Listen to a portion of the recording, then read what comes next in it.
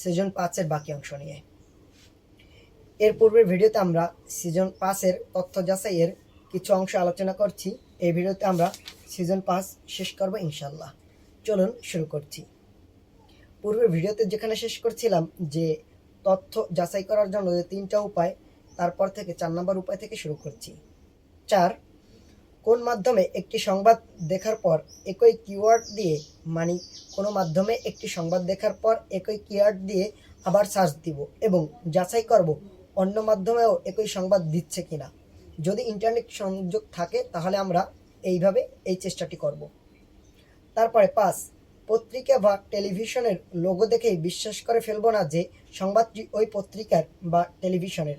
যাচাই করার জন্য ওই পত্রিকা বা টেলিভিশনের ওয়েবসাইটে যাব। মানে কোনো টেলিভিশনের লোগো দেখে কিংবা ওই কোনো টেলিভিশন অথবা পত্রিকার লোগো দেখেই আমরা বিশ্বাস করে নিব না যে এইটি আসলেই সত্য সংবাদ এবং ওই পত্রিকা কিংবা ওই টেলিভিশন প্রকাশ করছে।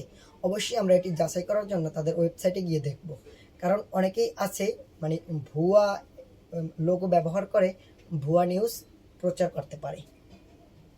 তারপরে 6, আমি যে প্রতিষ্ঠানের তথ্য নিতে চাই সেই প্রতিষ্ঠানের ওয়েবসাইটে যাব।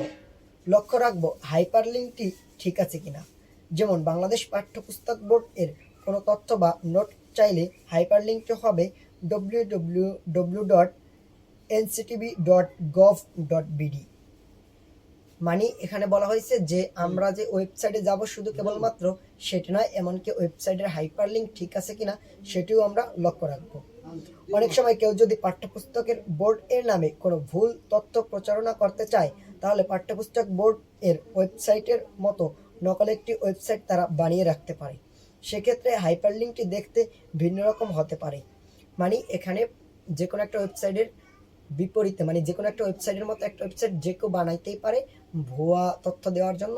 তাদের শুধু কেবলমাত্র হাইপারলিঙ্কে সামান্য পার্থক্য হতে পারে। যেমন সেই লিঙ্কে কোনো একটি 2টি অক্ষর এলোমেলো থাকতে পারে, যেমন সি এর জায়গায় এন, বি এর জায়গায় ডি, ও এর জায়গায় আই, এরকমের এলোমেলো করে অক্ষরগুলো থাকবে, যা হয়তো আমাদের সহজ চোখে পড়বে না।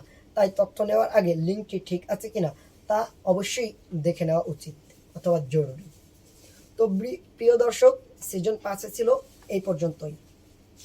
আগামী ভিডিওতে আমরা সিজন 6 দিয়ে আলোচনা করবো ইনশাআল্লাহ। ততক্ষণ পর্যন্ত ভালো থাকবেন সকলে। আল্লাহ হাফেজ।